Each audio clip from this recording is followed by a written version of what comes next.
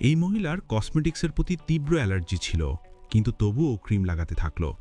সে তখনও বুঝতে পারেনি যে সেই রাতে এটি কতটা বিপর্যয় ডেকে আনবে। কিছু আশ্চর্যজনক ঘটনা ঘটে। সমস্ত ক্রিমের ঢাকনা স্বয়ংক্রিয়ভাবে খুলে যায় এবং প্রচুর পরিমাণে ক্রিম বেরিয়ে ধীরে ধীরে একটি ক্রিম মহিলার মধ্যে মিশে যায়। মহিলাটি যখন বেসমেন্টে প্রবেশ করে তখন সে তার সামনের দৃশ্য দেখে হতবাক হয়ে যায়, কারণ ক্রিম মহিলার চিত্রটি ঠিক তেমনই ছিল যা সে স্বপ্নে দেখেছিল।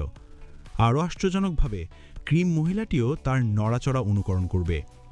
তারা দুজনে তাদের আঙ্গুল একসাথে ধরে ধীরে ধীরে জড়িয়ে ধরে যেন তারা এক হতে চলেছে। কিন্তু মহিলার স্বামী তাকে তা করতে বাধা দেয়। তাই মহিলাটি তার স্বামীর সমস্যা সমাধানের সিদ্ধান্ত নেয়।